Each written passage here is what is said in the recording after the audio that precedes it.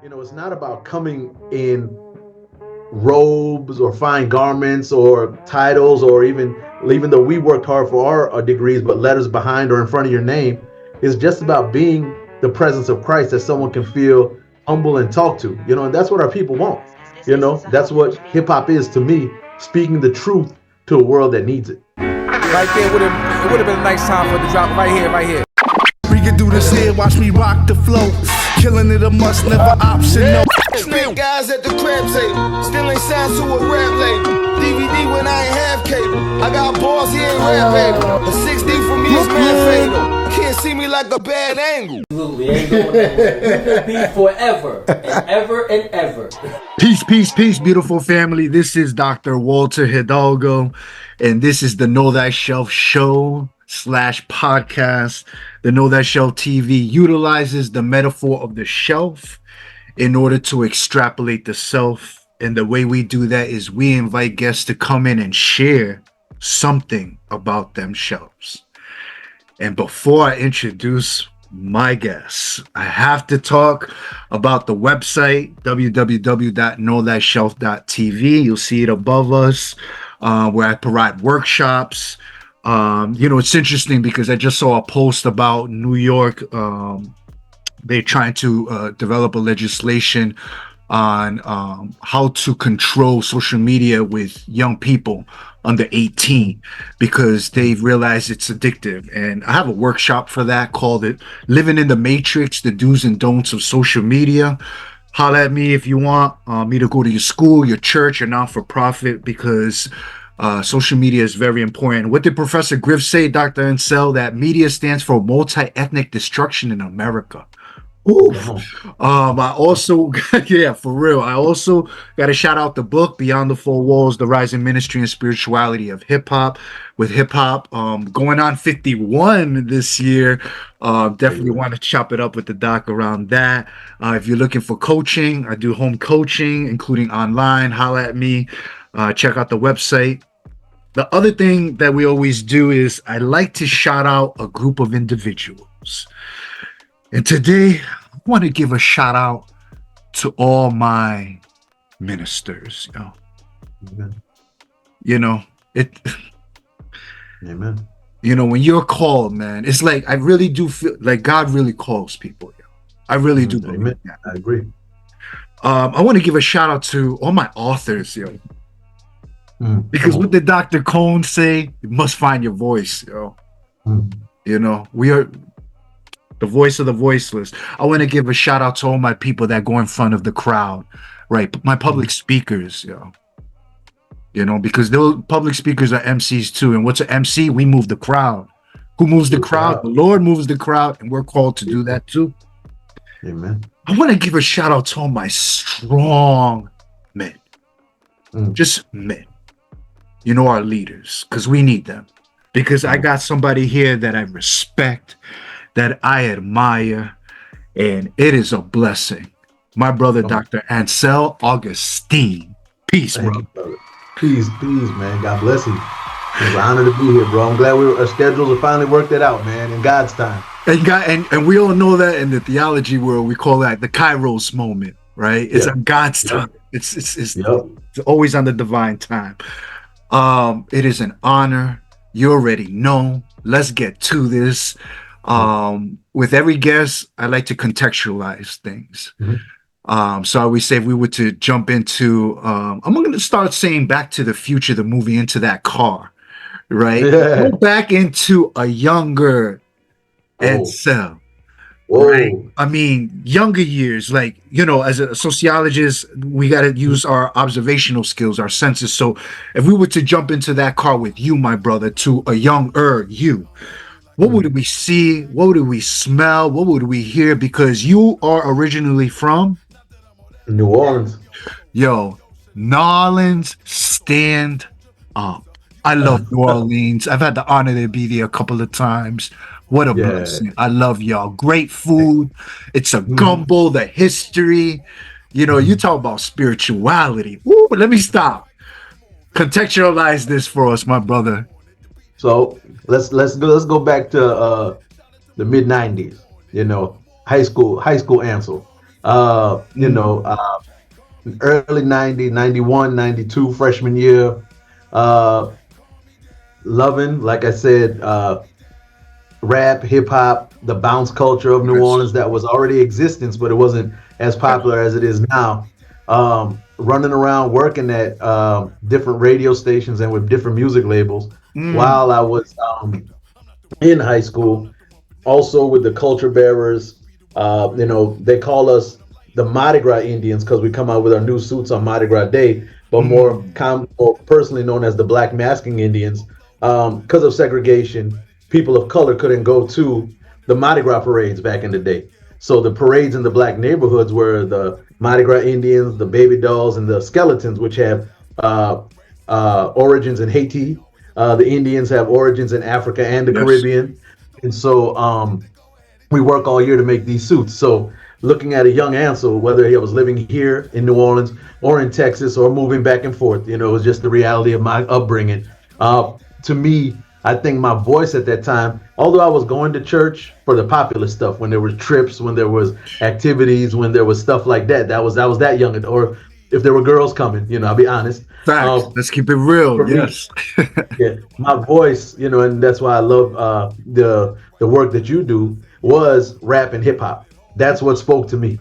You Yes. know, whether growing up, I was listening to like a bunch of the local artists, you know, whatever was on the radio. But you know, it was at that time Mystical was starting to come out.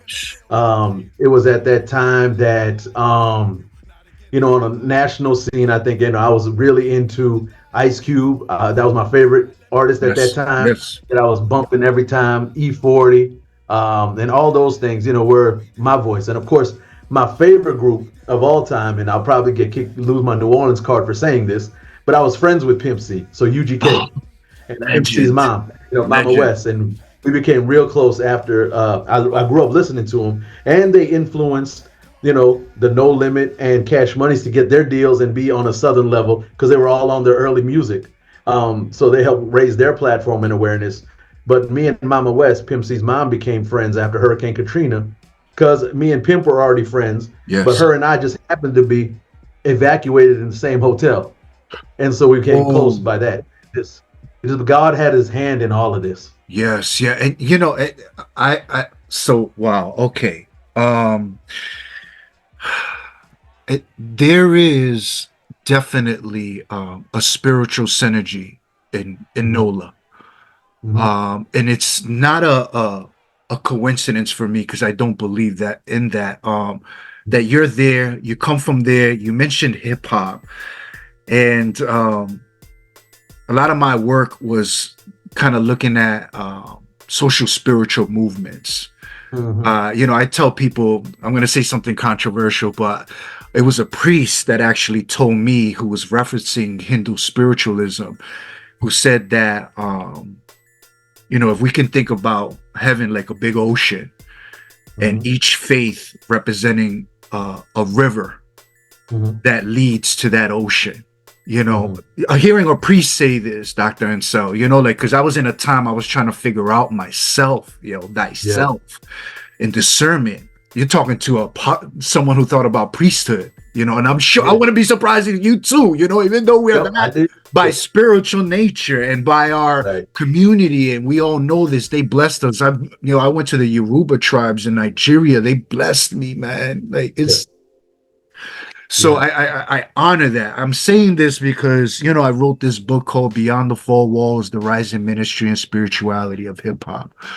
Mhm. Throughout the course of approximately 10 years, I probably interviewed somewhere between 20 and 25,000 people around the world, really asking Wow. this question. And I want to know from you, um, is hip hop spiritual? Oh, definitely. Hip hop. When we talk about hip hop, we know is more than just the music; it's the culture, Yes. and it's a spiritual thing. And what I think spoke to me and so many young people, not just black but of different backgrounds, is because it talks about challenging the system Mm. and making things better. You know what I'm saying? It's about rebelling against those injustices that are there. Whether it's the way we dressed, you know, yeah, back in the day, you know, whatever we wore, the airbrush shirts, and I got some airbrush shirts still, Facts, me too. Yes. holding by a thread, you know. But it was just stuff that to make the status quo society uncomfortable in a way that they snap out of the ways of being to see what are the injustices that are there. To me, that's the importance of hip hop, and to me, that's also our faith walk. In New Mm. Orleans, when you talk about the spirituality that's here, to me, everything goes back, and this is a hub of Black Catholicism. Right Facts. now, I run Yes. the Office of Black Catholics. Yes. Um, and all that goes back to Congo Square, which is in my neighborhood, Treme, which is the oldest black neighborhood in the Yes. country, where Congo Square is located. And so all the spirituality on Sundays, because of the black code that regulated the lives of people of color here, no one was supposed to work on Sundays. So when the slave owners would go to the French Quarter to party, our enslaved ancestors, the free people of color that were Yes. here, the indigenous and the white folks that wanted to would gather in Congo Square. They would share cultures. So Caribbean folks bring their music Yes. and artwork. African do the same. Indigenous, when the brass instruments came in, that's where jazz came from, the mixture of Facts. all these cultures. Yes. So NOLA, the home of jazz. So people Yeah. understand that too, yo. Amen. Amen. Thus also a predecessor to hip hop. Yes. You know? Yes. And so all that stuff. Yes. And so when we look at the contributions of that era, that also where, from a spiritual aspect, the indigenous that were oppressed and the enslaved Africans formed this bond, and thus they worked together to help free the enslaved ancestors, either taking them into the tribe or show them how to navigate the bayous. And that's where my culture, the Black masking Mardi Gras Indians, come from, honoring both of these Yes. cultures coming together. So even in hip hop, we look at different veins, whether, we look at what happened in the Bronx, what happened on the West Coast, what happened in the South, what happens in the Midwest. It's all people of I guess you could say marginalized structures and standards, Yeah. sharing their voice in unique ways so they're heard. Yeah. And, I think it's so important because now I kind of want to transition a little bit into Holy Hot Boy Ministries. Yeah. Right. And I'm saying this because, I do remember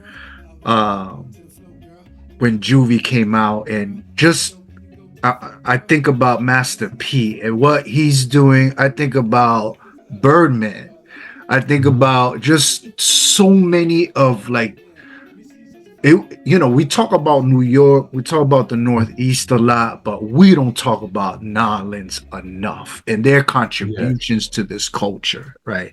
Mhm. But now I look at you as somebody that is a lay minister and has kind of combined hip hop and ministry together. And that's where you and I intersect in a lot of ways. But before I go even deeper with that, I want to know from you. We throw this word ministry around a lot, like we throw yoga around a lot. You know what I mean? It's become commodified, commercialized. But I really I don't throw no yoga around a lot. You feel me? So I gotta know from you, as someone that you do this, we do this.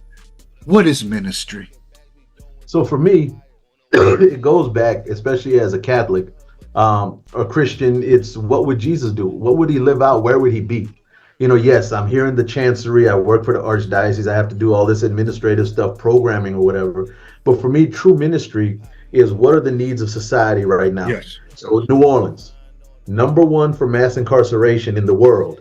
Yes. #1 murder capital of the world. Yes. So who am I as a person of faith, and how am I addressing this? So two things. My biggest ministry is out in the streets, trying to prevent the violence. So there's a group of ecumenical ministers, myself, people from the Nation of Islam, people from Protestant faiths. Shout out to the NOI. At night, we're out in the streets trying to, when we get a call about some beef that's happening, we're on the scene or trying to meet those people, trying to prevent violence, trying to prevent them from shooting each other, trying to see each other as a person rather than someone to attack or get revenge on. Also, with the mass incarceration piece, a lot of my ministry is walking with a lot of our incarcerated brothers and sisters. So to me, ministry is not just about having a title, but it's about using that presence and privilege that you have as a free person, living on the outside, or a person that is able to walk around and do certain things, to be out there making the world a better place by addressing the needs at that time.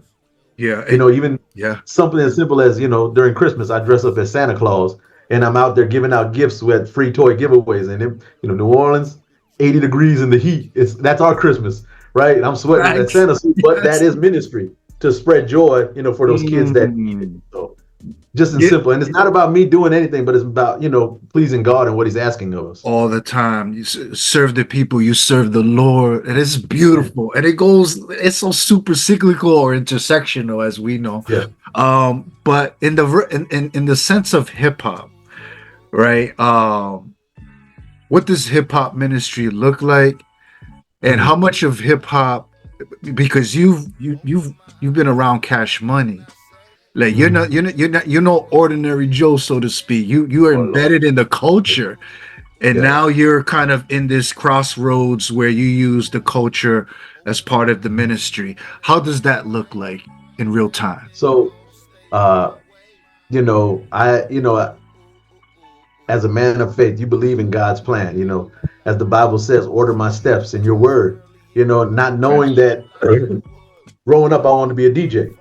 And God blessed me to accomplish those goals, working at different radio stations, doing certain things. The local one here, Q93, I was there 97-ish is, the date, 95 to 97-ish. And it was at that time, I'm hanging out the studio. I thought Manny Fresh and them worked there, right? They were there all the time, right? I didn't know. I was the interning, running the street team, running the boards, doing this, doing that, going to, satellite shows and different things like that. Next thing, we became friends and started hanging out and doing things like that, and as certain albums were being produced before the major deal, I was hanging around them, and it was what it was. At the same time, I was at Loyola, so I cut back on a lot of hanging out so I could focus on my studies, because I didn't want my TD to whoop my butt by not doing what I was able to do. Right. So, but we were all still friends and seeing each other in the streets and different things like that. I think for me, what hip hop ministry looks like, you build those relationships and people remember who you are.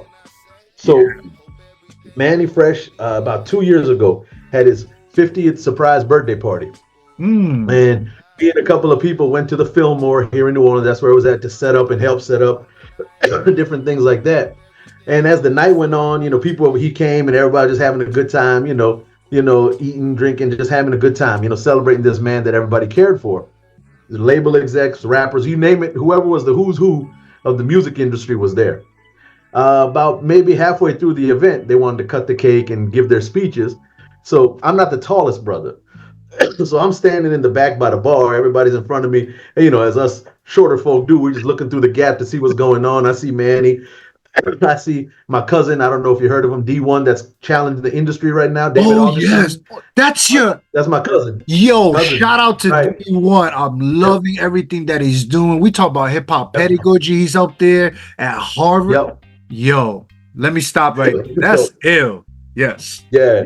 And we've done a lot of stuff together in the community type of thing. So anyway, so D1 did his thing, different people in the industry were giving their speeches and stuff like that. They about to cut the cake, right? And Manny was like, hold on, before I cut the cake, where Preach at? I want Preach to pray for me. Now, I thought he was talking about his wife, who's a minister, or his wife's minister. So I'm sitting back there. His wife is a minister, Dr. Ansel? Yeah, she works in ministry. Yeah. That is beautiful. Yo, we don't even know this. That's ill. Yeah. But that's personal life kind of stuff. But still, that's what it is. And so I'm minding my business back there, and he's calling, where Preach at? And my boy Brandon, who's taller than me, was like, hey, he looked down like, hey, Ansel, I think he's talking about you. I like, no, he's not. So I wiggled my way in the crowd, to the side so you can see him. He's like, Preach, come here. And so he wanted me to pray for him in front of all these people when we look at ministry. So mind you, everybody, I'm using a water bottle, but everybody having their cell phones out, Instagram Live, Facebook Live, to show that they're at this important space. People try to stunt. Yeah. But it was at that moment, I said, all right, Lord, use me. I prayed for him, 50 years of his life, a gift of life. Pray for everybody in the room, those that are watching on Instagram, let this be a healing moment, right? So it was at that moment, I was like, all right, God, use me. Don't misuse me, but use me in this space. And then what happened, usually as it happens afterwards, whether I'm in the streets, whether I'm in the gym, same thing happened. I go sit on the couch, mind my business. All of a sudden, all these people, random folks, started coming to me during the rest of the party, wanted to talk about faith and spirituality and decisions and stuff like that. They felt like this was a safe person they could talk to. So when we look at hip hop spirituality, it's not about coming in robes or fine garments or titles, or even though we worked hard for our degrees, but letters behind or in front of your name. Is just about being the presence of Christ that someone can feel humble and talk to, and that's what our people want. That's what hip hop is to me, speaking the truth to a world that needs it. That is so beautiful right now. I'm loving what you just said because it just reminds me of many occasions when I would go to these events. And the spoken word, and there'd be events all over the city. And sometimes I feel like, you know what? I kind of feel like doing a spoken word, so I would go and do it at the Ansel. And then when I would speak it, I would spit it, and then the people that just the same thing, they would say, I'm wrestling with that too. I feel you with that too. Oh, you do that? How can I be a part of it? And it's just this spiritual synergy that occurs right there, right? And it just and in the same way that the Lord brings us out to go out and evangelize. And we know as people of faith, as Catholic men, as the Pope is calling us to have a dirty church. We are called. We are in the streets because Jesus was out here in these streets. Now I want to transition because we talked about hip hop real quick, but I want to talk about this ecclesiology thing real quick. This church thing, right? Oh man, the subtitle of the book is, "Can the church we love us back?" All right, so let me say it like this. So I was at a vocations conference, and they were talking about how do we recruit, how do we get young men or women to dedicate themselves in to the Lord fully, take this kind of leap of faith and be in a vocation, whether it's priesthood, brotherhood, sisterhood, etc. And I kind of challenged him, and I told him, it's really difficult when the church kind of wasn't as loud during Black Lives Matter as many people would have liked. It's kind of hard when the church is kind of still excluding and marginalizing a lot of people, be it GBLTQI, be it like even Black folk. Like sometimes I look at, I go to these churches and it's, you can't lie. We can't lie to ourselves. And then we got things that are coming out through the doctrine of discovery. There's a lot of very interesting things that are happening out here right now. 2012, the huge decline of young adults going to church, the growing of the nuns. I know you know this, Dr. Ansel, and for those that don't know, I can keep going deeper, but the reality is we're still in a slippery slope. Social media is God. Church is trying to figure it out, and not just church, the mosque, or synagogues, just the faith in general, where, and statistics still say that despite the decline, more people are coming back steadily. They are coming back. But religious pluralism, spiritual pluralism is really, it's out there. And you have the title, "Can the church we love us back?" Right. I don't know if we're the prodigal sons, or I'm throwing word vomits out here, Dr. Ansel, because I could have framed this in a specific way, but I really want you to react to this because I don't want to say anything that goes against the church, because I love the church. We are the church. But at the same time, I'm a millennium and I'm a rebel. And I love everybody. I really do, yo. You know what I mean? I have been honored to study at Union Theological Seminary in New York City. One of the most interesting places. If you know, you know. But I love my faith. I still love my faith. So I told my mom straight up, I don't think I've ever said this publicly, but I told my mom, who was the former director of the Hispanic ministry for the Diocese of Providence, Rhode Island, Ida Hidalgo, Dr. Ansel. She was in the board of the Hispanic National Ministry. This woman, we call her the Dr. King of Rhode Island, where I'm originally from, right? I love my mother. She's a soldier. She's still alive, and I'm grateful for her. But I told my mom, I said, "Look, Mom, I'm never going to leave the Catholic Church. However, I'm going to critique and I'm going to challenge the hell out of them. Mm-hmm. And everybody can get this food too, you know. Correct. Jews can get it too, Jains can get it too, Hindus, everybody can get this, because I think the one thing that I'm learning in this life is I don't know. Mm-hmm. I have a lot of degrees too, but I still don't know. Right. And I walk with that grace and humility, but that's just me. What say you, my brother? You know, I think for me, you know, yes, there is a challenge with organized religion, you know, in regards to the outlook of youth and young adults. And you're a millennial, I'm a Generation X, towards the end of the spectrum, late 70s. They call us the bridge between Generation X and millennials. Yes. We share both. So when you look at the book, Leveling the Praying Field, Can the Church We Love Love Us Back? I just want to share what happened here in November. So in November, which is Black Catholic History Month in the church, right? A lot of people don't know that, but Black Catholic History Month is November. I was asked by the Black and Indian Mission Office, which is the oldest Catholic collection in the country, started by St. Catherine Drexel, to help fund ministries with Black and Native American communities. They were asking me to gather Black, specifically African American Catholic young adults in New Orleans to help hear from them, what does the church need? Because when we look at the demographics, it's always disproportionate when it comes to African American Catholics, you know.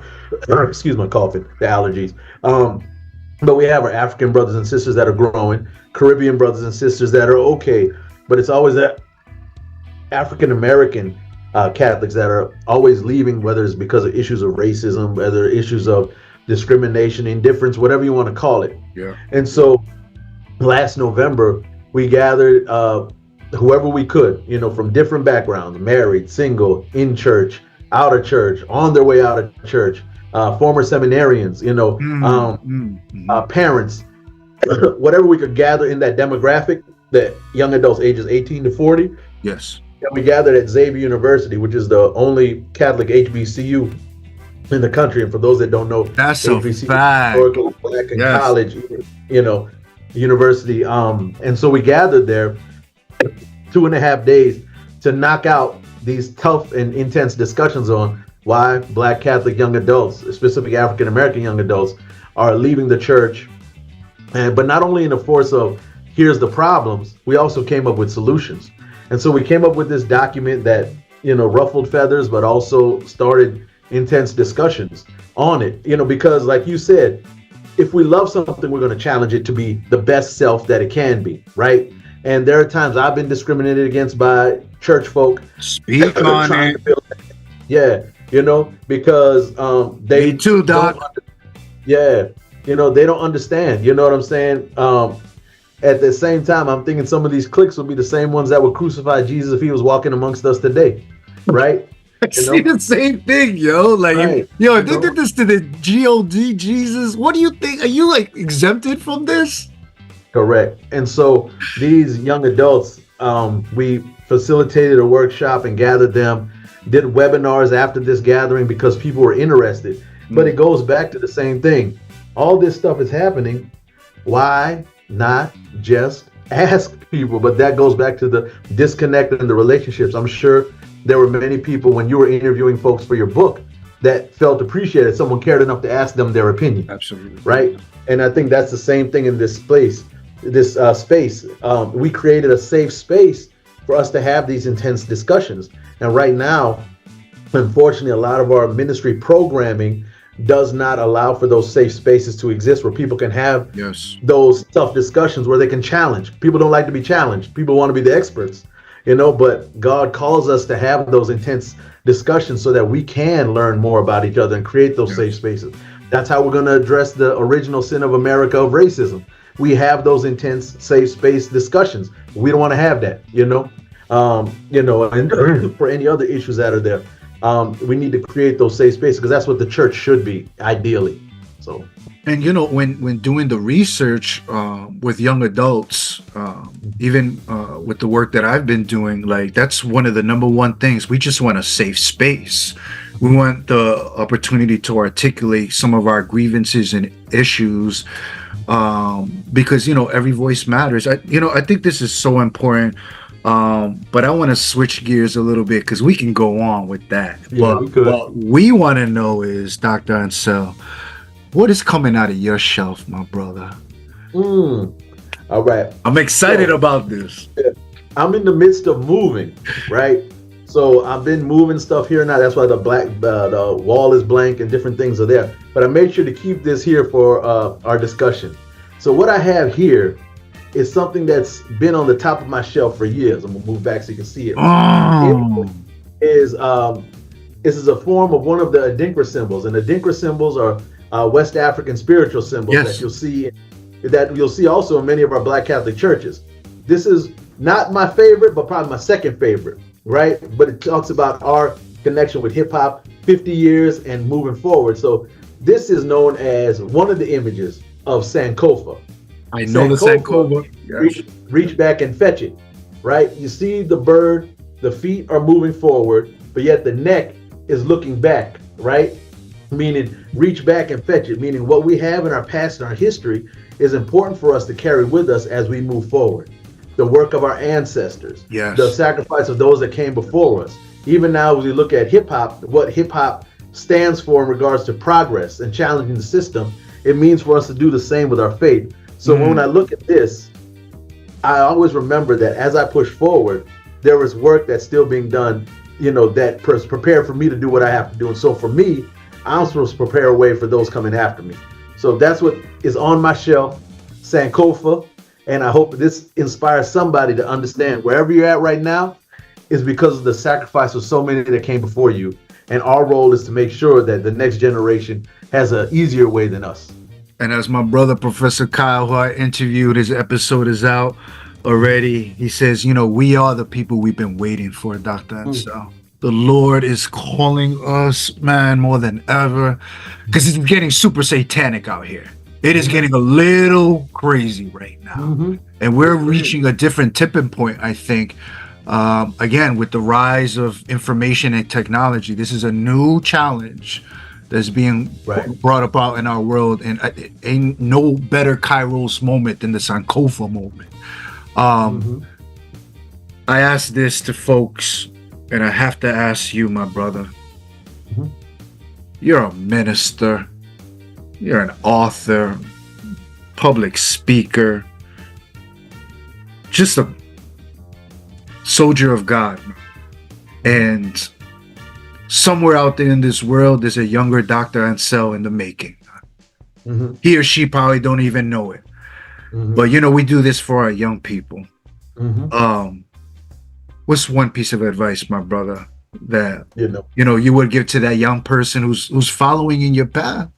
For me, if God put it on your heart, chase that dream. If God put it on your heart, chase that dream. It may not make sense to your friends, your family. It may not make sense to the world around you. But if God put it on your heart, he's calling you to do something great. Like I tell the people in prison, you may be where you're at, whether by accident, by intention, whatever it is. But always remember, no matter how you feel about yourself, no matter how social media, to my young folks, they make you feel, because social media is a lie anyways. You're comparing yourself to lives of people that are pretending for the camera. Remember that. At the end of the day, remember this: God does not make mistakes. You are not a mistake. You are made in his image and likeness, and therefore he has a purpose and a use for you in this world. My good day. Yeah, unique to you. You can't be Dr. Ansel. I can't be Dr. Walter, but my role is to help Dr. Walter to be the best Dr. Walter he can be, and inspire him and help him understand, look, let us lift each other up. So comparison is the thief of joy, and just be the best you can be. So like I said before, if God put it on your heart, chase that dream.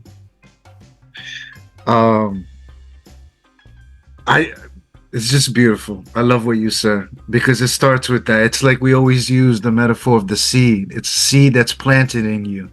What are you doing to fertilize it? Mhm. because then we duplicate it in other places when we drop our own seed somewhere else, and then that keeps growing and flowing. Dr. Ansel, if people want to connect with you, my brother, build with you, collaborate with you, get your book, and just connect with you, give us all that beautiful information. All right. Well, my Instagram handle is preach504. And my website is www.holyhotboy.info. That goes back to my Cash Money days. But in the end of the day, or my email, preach504@gmail.com. Willing to collaborate, willing to talk, willing to pray with. Because at the end of the day, no matter the work that we do, y'all, we're all called to make the world a better place. It's not about me. Like my dad in ministry, Father Michael Jacques, our late pastor at St. Peter Claver, my home church here in New Orleans, used to say, it's not about you, but it's about what God does through you. So let's let God use us to make the world a better place, family. Amen/a woman. Dr. Ansel, I tell this to everybody, but I sincerely mean this. I am so proud of you, yo. Nori of the Drink Champs, shout out. I always say, he likes to give flowers to people while they're still alive. Right. He says, and I want to give you your flowers, man. Thank you, just because you exist. We're living in a time right now, sometimes I'm like, I don't know what I'm doing, Lord. Right. I don't even know. And sometimes we don't even see the fruits till years. But I always just wonder, Lord, am I doing thy work? Is what I'm doing enough? And I want you to know, because my mom told me one time, God uses people to speak through, and I want to let you know that, we're proud of you, man, and we're humble. I'm humble. I'm honored.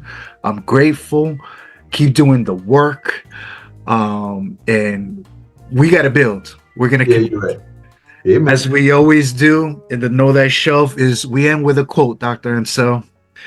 And this one is an African proverb. And it reads as such. If you want to go fast, go alone. If you want to go far, go together. Amen. Amen. Peace, family. We're together now, brother. You stuck. You're ready. We stuck. Peace, family. All right, God bless. This that back of the bodega vibes.